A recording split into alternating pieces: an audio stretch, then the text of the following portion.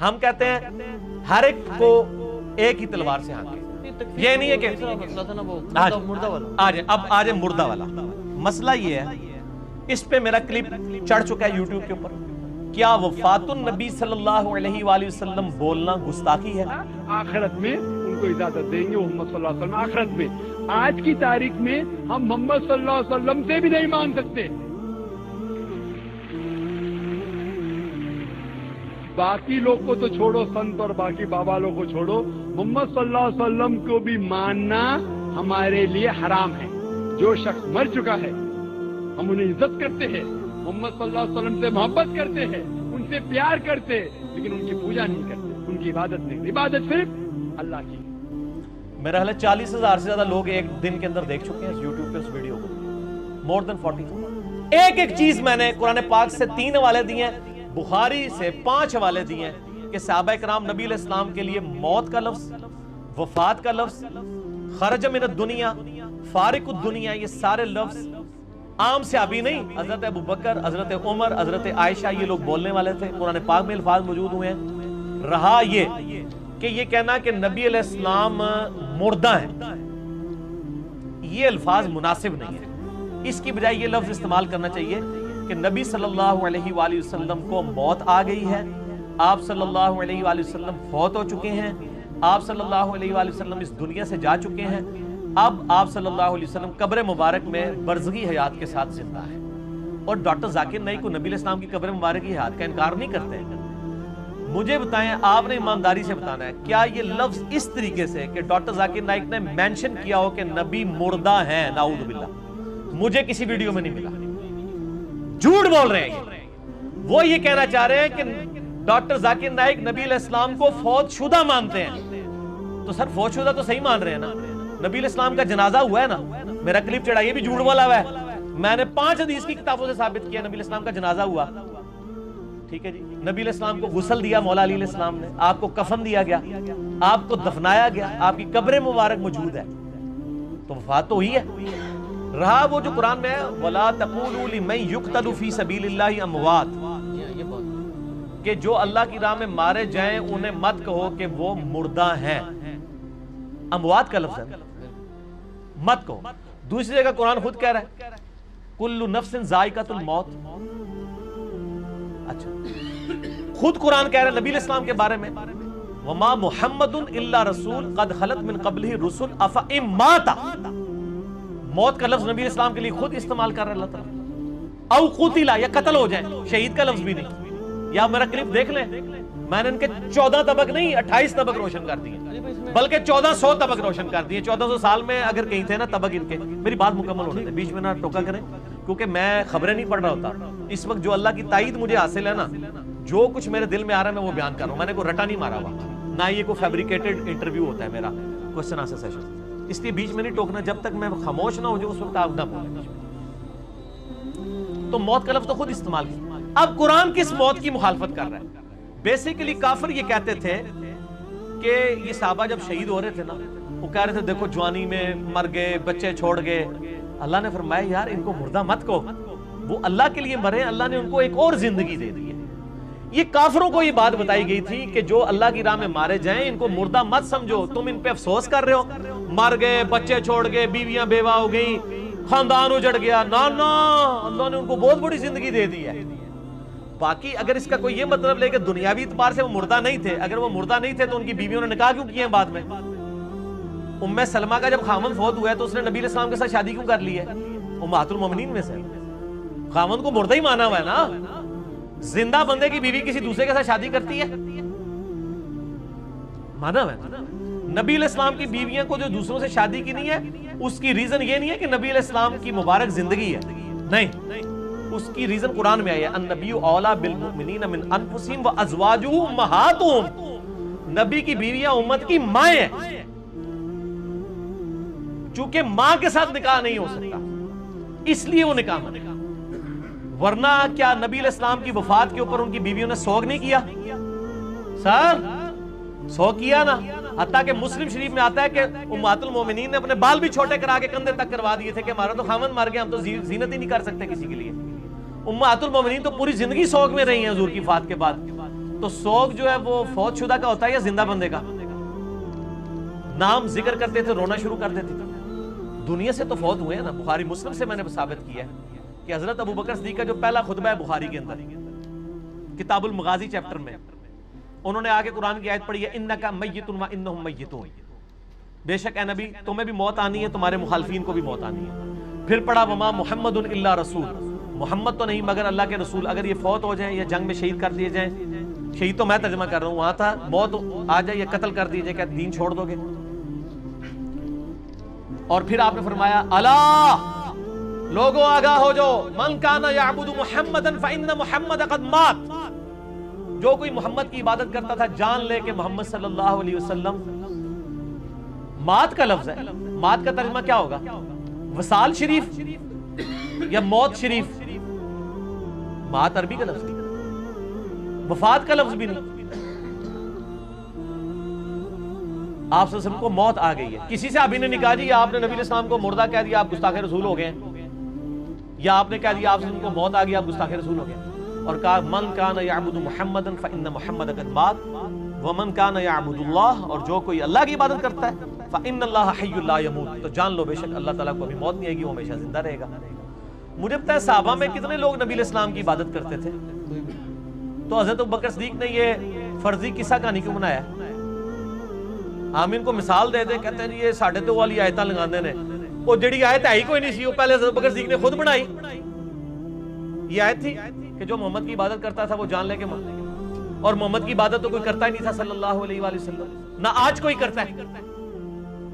اتنا بڑا فیبریکیٹڈ جملہ بنایا حضرت ابوبکر صدیق نے, اصل میں ان کے دماغ کھولنے کے لیے, کیونکہ حضرت ابوبکر صدیق کو وہ بخاری والی حدیث پتہ تھی کہ دیکھنا میرے امتیوں میری شان کو اس طرح بلند نہ کرنا جس طرح عیسیٰ ابن مریم کے ماننے والوں نے کیا. میں اللہ کا بندہ اور اس کا رسول ہوں, مجھے اللہ کا بندہ اور اس کا رسول کہنا. اصل میں اس انسانیت نے ایک بہت بڑا رسک فیکٹر انوالو ہو چکا ہے. اس انسانیت میں سب سے بڑا شرک نبی کے نام پہ ہی کھڑا ہوا ہے. عیسائیت کس کے نام پہ کھڑی ہوئی ہے؟ کسی بت کے نام پہ. میں کہتا ہوں حضرت عیسیٰ کو تو 2.25 ارب لوگ عبادت میں کلیم کر رہے ہیں نا, 1.5 ارب مسلمانوں نے بھی یہی کام کرنا تھا اگر نبی علیہ السلام اتنی سخت تعلیمات نہ ارشاد فرما کے جاتے. اور حضرت ابوبکر صدیق نے صحیح وفات کے بعد آپ کی اس بات کو مزید انڈورس کر دیا کہ جان لو اگر کوئی محمد کی عبادت بھی کرتا تھا نا تو جان لو کہ محمد کی عبادت نہیں, ہم اللہ کے ماننے والے ہیں, محمد تو ہمارے لیڈر ہیں, ہم جو عبادت ہے وہ اللہ کی کر رہے ہیں. سارے ان کو پتہ ہی نہیں ہے, یہ اللہ کے نام کے اوپر تو بھڑکتے نہیں ہیں, اللہ کے نام کا تو مذاق اڑاتے ہیں اور باقی ناموں کے اوپر بھڑکنا شروع کر دیتے ہیں. تو یہ کہنا کوئی گستاخی نہیں ہے. رہا یہ کہ نبی علیہ السلام کو ماننا, وہ میں نے کلپ دیکھا ہے شاہ جی, انڈیا کے لوگ گاف بول ہی نہیں سکتے, مانگنا اس نے بولنا تھا تو ماننا نکل گیا. دوسرا ماننا لفظ کو تو انہوں نے پکڑ لیا, وہ پورا جملہ کیا تھا؟ جملہ بتا رہا ہے کہ مانگنا بولا یا ماننا بولا ہے, جملہ خود بتا دے گا. وہ جملہ یوں ہے, انہوں نے کہا سادھو سنت لوگوں کو تو چھوڑ دو, آج کی ڈیٹ میں وہ بات ہو رہی تھی کیا قبروں سے جا کے مانگ سکتے ہیں؟ جو فوت شدگان ہیں ان کو مدد کے لیے پکار سکتے ہیں, سادھوؤں کو, بزرگوں کو. تو اس کے جواب میں اس نے کہا کہ تم ان بزرگوں کو تو چھوڑو, آج کی ڈیٹ میں تو محمد صلی اللہ علیہ وآلہ وسلم کو مانگنا بھی حرام ہے. وہ کو بھی پریپوزیشن بھی غلط لگا دی, سے مانگنا کہنا چاہیے تھا, لیکن وہ جملہ بتا رہا ہے کہ پریپوزیشن اس قسم کی تو کئی یہ غلطیاں مطلب سلیپ آف ٹنگ کی وجہ سے ہو جائے. صحیح مسلم میں حدیث نہیں ہے, ہاں اس پہ ڈٹا رہنا غلط ہے. صحیح مسلم میں حدیث نہیں ہے کہ تیرے رب کو توبہ کرنے والے شخص پہ ویسا ہی پیار آتا ہے جیسا کہ کوئی شخص کسی ریگستان میں ہو اور اس کا سارا ساز و سامان اس کے اونٹ پہ لدا ہو, اچانک وہ اونٹ غائب ہو جائے, پھر وہ بیٹھ کے موت کا انتظار کرنا شروع کر دے کہ اب تو دور دور تک تو ریگستان ہے, مجھے پانی اور روٹی نہیں ملے گی. اس کی آنکھ لگ جائے, اچانک کھلے, پھر اونٹ سامنے ہو اور وہ اتنا خوش ہو کہ اے اللہ میں تیرا بندہ تو میرا رب, یہ وہ کہنا چاہے لیکن زبان لڑکھڑا جائے اور الٹ الفاظ نکل جائیں کہ اے اللہ تو میرا بندہ میں تیرا رب, یعنی اس کی خوشی کی انتہا نہ رہے, اس کی زبان لڑکھڑا جائے. اس شخص سے زیادہ اللہ کو خوشی ہوتی ہے جب کوئی شخص اللہ کی طرف توبہ کرتا ہے. سبحان اللہ, اللہ تعالیٰ تو حمد و مائل و کرم ہے. یہ مثال آپ صلی اللہ علیہ وسلم نے بیان کی زبان کے لڑکھڑانے کی، لیکن اس کی دلیل کے اوپر جو صوفیاء کے شطیحات ہیں نا، جو یہ کہتے ہیں صوفیاء نے بھی جو بولے ہیں نا وہ سارے گستاخانہ جملے، وہ نبی علیہ السلام کے بارے میں نہیں بولے ہوئے ہیں، صرف وہ صحابہ کے بارے میں بھی بولے، اللہ کے بارے میں بھی بولے، سب کے بارے میں بھی، اور بار بار بولے، اور کتابوں میں بھی بار بار چھاپے۔ ایک بار کسی کا نکل جانا اور ہے، مثلا میری زبان سے نکل گیا، جس طرح نکل گیا وہ دجال کی بجائے کافر نکل گیا، تو مجھے ایک بندے نے توجہ دلائی کہ آپ نے کافر کہنا تھا، میں کہوں میں نے ٹھیک ہے، میں بھی کہوں گا، دوبارہ کہوں گا، حالانکہ یہاں تو پھر بھی کوئی مسئلہ نہیں، دونوں کا مطلب ہی ہے کہ لیکن ایک بندے سے زبان کی لغزش کی وجہ سے نکل گیا تو میرا بندہ میں تیرا رب، اور آپ اس کو کہتے ہیں میرے بھائی آپ نے غلط کہہ دیا، وہ کہے گا مجھے تو پتہ نہیں چلا، اچھا میں اب دوبارہ ریپیٹ کرتا ہوں، وہ یہ تو نہیں کہے گا میں دوبارہ بار بار ریپیٹ کروں گا، ایسا تو نہیں کرے گا نا۔ تو ڈاکٹر ذاکر نائک کو جب یہ پوائنٹ آؤٹ کیا گیا، اس نے ریٹن میں یہ جمع کروایا، سرکار لوکل تھانے میں اس نے ریٹن میں جمع کروایا کہ میں نے یہ بولنا تھا، یہ نکل گیا، لیکن یہ لوگ معاف کرنے کے لیے تیار نہیں ہیں، اور دوسری طرف ان کے بزرگوں کی گستاخانہ عبارتیں خود چھاپ رہے ہیں، ہم نے ہائی لائٹ بھی کر دی ہیں، ان کی پرنٹنگ بند نہیں کر رہے، اپنی منجی تھرے ڈنڈا کو نہیں وہ پھیردا، چوتھے ملے بڑے ہوئے ہیں، چیلنجنگ کر دینے ہو، ساڑھے نل چار کر لو، یہ کر لو، وہ کر لو۔ میں کہتا ہوں آپ چیلنج کریں اپنے ان بزرگوں کی کتابوں کو چھاپنے والوں کو جن میں گستاخانہ عبارتیں، آپ دوسرے محلے میں بیٹھے ہیں ان کو چیلنج نہ کریں، غلطی علمی طریقے سے ہائی لائٹ کریں۔ ڈاکٹر ذاکر نائک نے جو یہ مانگنے کا لفظ تھا وہ ماننا نہیں، اس نے بولا تھا مانگنا کہا تھا۔ تو نبی علیہ السلام سے آج کی ڈیٹ میں مانگنا، آپ صلی اللہ علیہ وآلہ وسلم کو مدد کے لیے پکارنا، اس نے کیا کہا تھا؟ حرام ہے ڈاکٹر ذاکر نائک نے۔ میں کہتا ہوں یہ نبی علیہ السلام کی گستاخی ہے، اصل میں اس کو الفاظ کا چناؤ نہیں آتا۔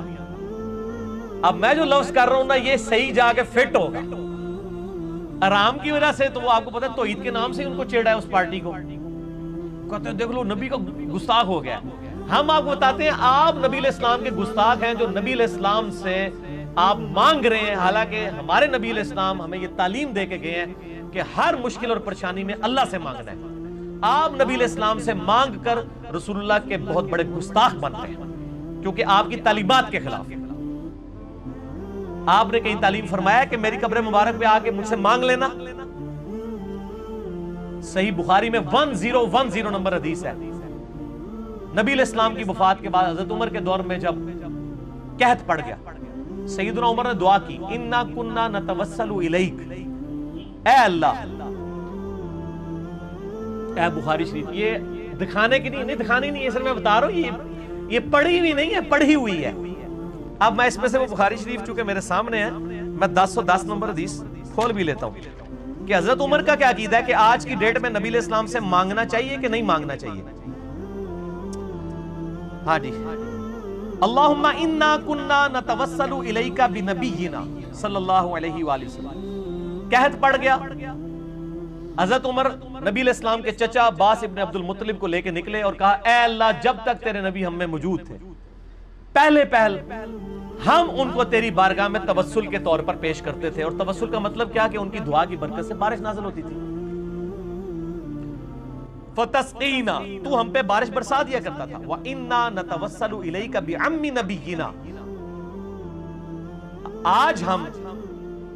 اب ہم نبی صلی اللہ علیہ وآلہ وسلم کے چچا کو توسل کے طور پر لے کے آئے ہیں، حضرت عباس کو ساتھ لے کے گئے تھے۔ فسقنا، پس ہم پہ بارش نازل فرما۔ قال، حضرت انس بن مالک کہتے ہیں فیسقون، تو ان کے اوپر بارش نازل ہو جایا کرتی تھی۔ حضرت عمر کو پتہ کیا چاہیے تھا؟ وہ یہ کہتے کہ اے اللہ جب تک تیرے نبی ہم میں موجود تھے ہم ان کو لاتے تھے، اب ہم نبی علیہ السلام کی قبر مبارک پہ آئے ہیں، یا رسول اللہ صلی اللہ علیہ وآلہ وسلم جب تک آپ قبر مبارک سے باہر تھے آپ ہمارے لیے دعا کرتے تھے، اب ہم آپ کو قبر پہ پکارتے ہیں، آپ اللہ کے حضور ہمارے لیے دعا کریں تاکہ اللہ تعالیٰ ہم پہ بارش نازل فرمائے۔ یہ جو فارمولہ آج ایک خاص پارٹی نے، ایک فرقے نے اپنی پبلک کو سکھایا ہوا ہے، حضرت عمر کو یہ فارمولہ نہیں آتا تھا۔ حالانکہ حضرت عمر وہ صحابی ہیں کہ بخاری مسلم میں آتا ہے صلح حدیبیہ کے موقع پر جب پانی کم پڑ گیا اور ساری طرف سے وہ ایک پیالہ جمع کیا گیا، تو حضرت عمر ہی وہ تھے جنہوں نے نبی علیہ السلام سے کہا تھا یا رسول اللہ اپنے مبارک ہاتھ اس میں ڈالیں تاکہ اس سے چشمے جاری ہو۔ نبی علیہ السلام نے ایک پیالے میں ہاتھ ڈالا، جابر بن عبداللہ کہتے ہیں 1500 صحابہ نے پانی پیا، جانوروں کو پلایا، سٹور کر لیا، اور اللہ کی قسم ہم 1,00,000 بھی ہوتے تو وہ پانی اس سے بھی زیادہ تھا. حضرت عمر یہ کام کروا چکے تھے. تو میرا خیال ہے سب سے بیسٹ پرسنالٹی تھی حضرت عمر کہ وہ ایک پیالہ اٹھاتے, قبر رسول پہ جاتے اور کہتے یا رسول اللہ اپنا ہاتھ مبارک باہر نکالیں, اس پیالے میں رکھ دیں, امت کو سیراب کر دیں. یہ لا کے جعلی روایتیں مصنف ابن ابی شیبہ سے, ایک بدو آ گیا, عرابی آ گیا, اس میں عامش مدلس عن سے روایت کر رہا ہے. وہ جعلی روایتیں ایک دور کی کتابوں سے پیش کر رہے ہیں, اور خلیفہ راشد کا عمل صحیح بخاری کے اندر موجود ہے جو پوری امت کو عقیدہ بتا رہا ہے, وہ لیتے ہی نہیں ہے. ہمارا عقیدہ حضرت عمر والا ہے. ان کو تو وسوسہ بھی نہیں آیا کہ میں جا کے قبر مبارک پہ کوئی یا رسول اللہ, میں نے تو یاد ہوگا آپ کو میں نے صلح حدیبیہ کے موقع پہ بھی آپ سے یہ چشمے جاری کروائے تھے, آپ مہربانی فرمائیں.